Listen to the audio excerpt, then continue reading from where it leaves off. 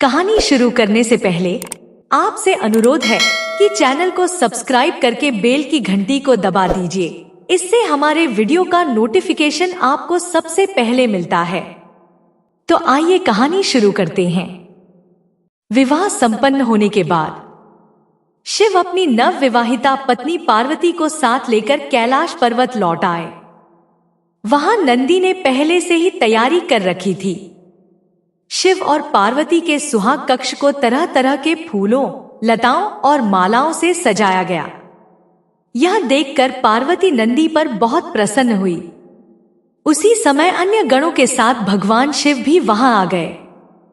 उन्होंने नंदी एवं सभी गणों को आदेश दिया, हम विश्राम करने जा रहे हैं। तुम लोग किसी को भी कक्ष में प्रवेश मत करने देना, जिससे हमारे विश्राम में बाधा उपस्थित हो। इतना कहकर शिव ने सुहाग कक्ष का द्वार बंद कर लिया।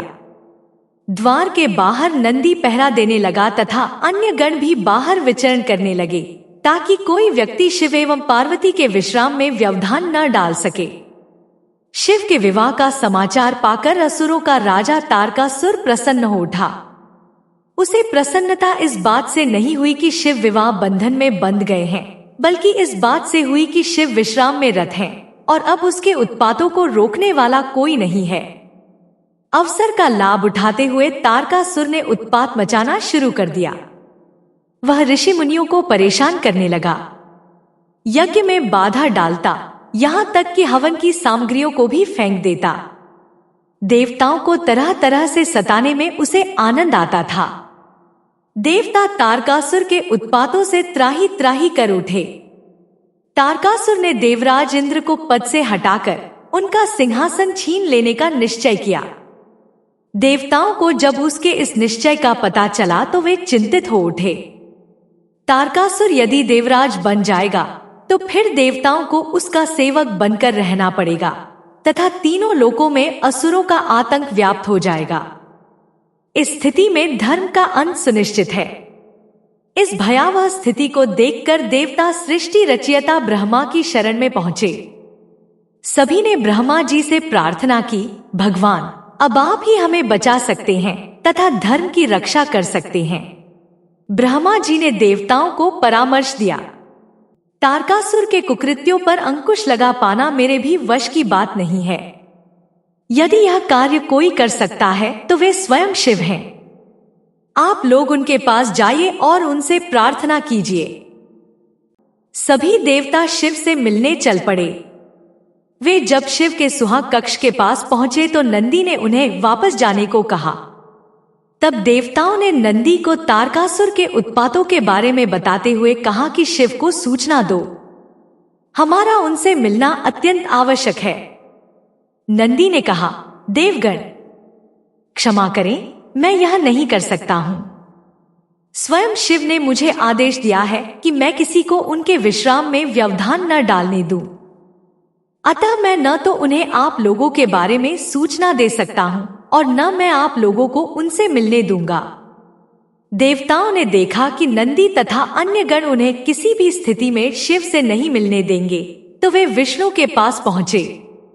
विष्णु ने देवताओं को परामर्श दिया कि वे मिट्टी का पार्थिव लिंग तैयार कर पंचाक्षरी मंत्र का जाप और शिव का आवाहन करें।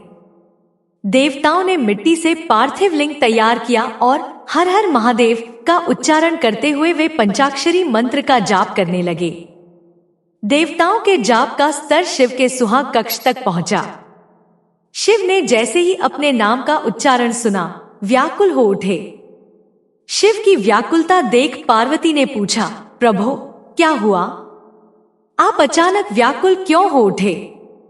भगवान शिव ने कहा, मेरे भक्त मुझे बुला रहे हैं देवी। पार्वती ने पूछा, कौन है ये भक्त? क्या अभी तत्काल जाना आवश्यक है? शिव ने कहा, ये सभी भक्त देवगण हैं जो संभवतः किसी संकट से घिर गए हैं और इसीलिए पंचाक्षरी मंत्र का जाप करते हुए मेरा स्मरण कर रहे हैं। उन्हें मेरी सहायता की आवश्यकता है, किंतु मुझे भी आपकी आवश्यकता है। यदि आप मुझे सुहाग शैया पर इस प्रकार छोड़कर चले जाएंगे तो यह मेरे प्रति अन्याय होगा। मैंने सुना है कि आप किसी के प्रति अन्याय नहीं करते। पार्वती ने नारी सुलभ हट करते हुए कहा। पार्वती की बात सुनकर शिव सोच में पड़ गए।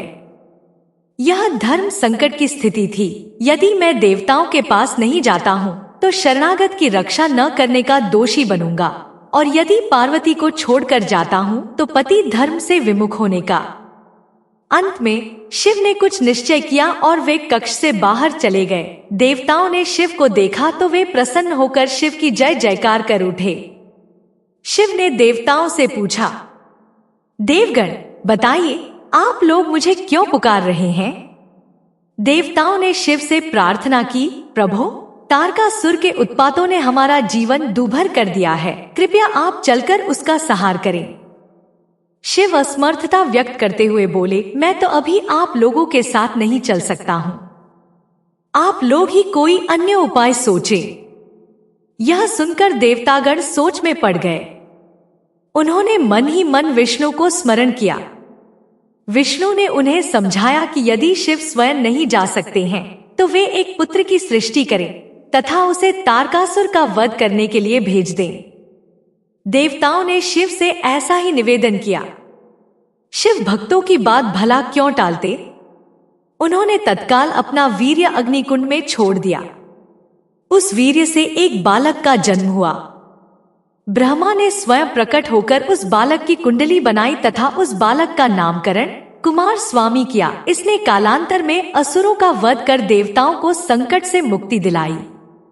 जब देवी पार्वती को इस बात का पता चला कि शिव ने देवताओं के कहने पर अपना वीर्य अग्नि को अर्पित कर दिया है तो वे क्रोधित हो उठी। उन्होंने देवताओं को शाप दे डाला, हे अकर्मण्य देवताओं, आपने एक नव विवाहिता पत्नी की शया से उसके पति को बुलाकर उससे वीर्य का दान मांगा है, अतः मैं आप सभी को शाप देती हूँ कि आप कभी संतान सुख प्राप्त नहीं कर सकेंगे। देवी पार्वती के शाप से सभी देवता थर्रा उठे। उन्हें इस अनहोनी का अनुमान नहीं था। वे शिव से प्रार्थना करने लगे कि अब शिव देवी पार्वती के क्रोध को शांत करें और देवताओं को शाप से मुक्ति दिलाएं। शिव ने देवताओं से कहा, मैं इस संबंध में कुछ नहीं कर सकता। इसके लिए आपको देवी पार्वती की पूजा अर्चना करके उन्हें प्रसन्न करना होगा। जब वे प्रसन्न होकर अपने शाप को वापस लेंगी तभी आप उनके शाप से मुक्त हो सकेंगे। देवताओं ने देवी पार्वती को प्रसन्न करने के लिए तप आरंभ कर दिया। अंततः देवी पार्वती देवताओं के सामने प्रकट हुई और देवताओं को क्षमा करते हुए उन्होंने कहा, जब मुझे और शिव को संतान की प्राप्ति हो जाएगी तो आप लोग शाप से स्वतः मुक्त हो जाएंगे। इसके बाद समयानुसार शिव एवं पार्वती को 21 पुत्रों की प्राप्ति हुई जो शिव के विभिन्न गण समूहों के गणाधिपति बने और इसके साथ ही देवताओं को भी शाप से मुक्ति मिली।